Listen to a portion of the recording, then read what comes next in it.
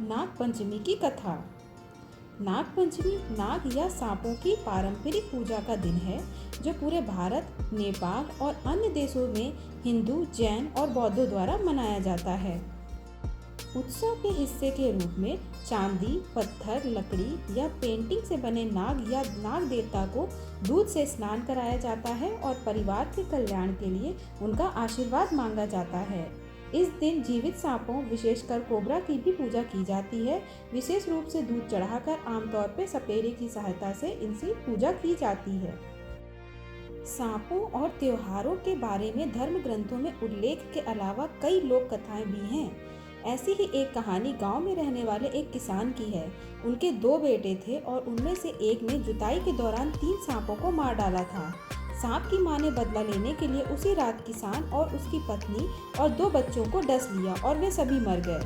अगले दिन किसान की एकमात्र जीवित बेटी अपने माता पिता और भाइयों की मृत्यु से व्याकुल और दुखी होकर मां सांप के सामने एक कटोरा दूध चढ़ाकर क्षमा करने और अपने माता पिता और भाइयों के जीवन को मांगने लगती है। इस प्रसाद से प्रसन्न होकर सांप ने उन्हें माफ कर दिया और किसान और उसके परिवार को पुनर्जीवित कर दिया।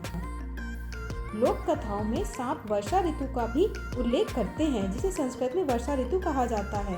उन्हें तालाबों और नदियों के देवता के रूप में चित्रित किया गया है और कहा जाता है कि वे पानी का अवतार हैं, क्योंकि वे पानी के झरने की तरह अपने छिद्रों से बाहर निकलते हैं। नाग पंचमी के दिन नाग और सांपों को दूध, मिठाई, फूल, दीपक और यहाँ तक कि बलि देकर भी पूजा की जाती है। चांदी, पत्थर, लकड़ी से बने नाग या नाग देवताओं या दीवार पर बने चित्रों के पहले पानी और दूध से स्नान कराया जाता है और फिर उनको मंत्रों के द्वारा पूजा की जाती है। इस दिन व्रत रखा जाता है और ब्राह्मणों को भोजन कराया जाता है। इस दिन की गई धर्मपरायणता को सर्पदंश के भय से निश्चित सुरक्षा माना जाता है। कई जगहों पर असली सांपों की पूजा की जाती है और मेले भी लगते हैं। इस दिन जमीन खोजना वर्जित है, क्योंकि इसमें जमीन में रहने वाले सांपों की मौत हो सकती है और उन्हें नुकसान पहुंच सकता है। इस अवसर पर घर के दरवाजों और बाहर की दीवारों को सांपों के चित्रों से चित्रित किया जाता है।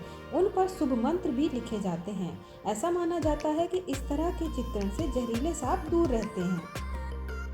ऐसा माना जाता है कि सांपों में इंसानों की तुलना में अधिक शक्तियां होती हैं और शिव, देवी, विष्णु और सुब्रमण्यम के साथ इनके संबंध के कारण एक हद तक डर पैदा हो गया था, जिसके परिणाम स्वरूप पूरे देश में हिंदुओं द्वारा कोबरा को देवता माना जाता है और उसकी पूजा की जाती है।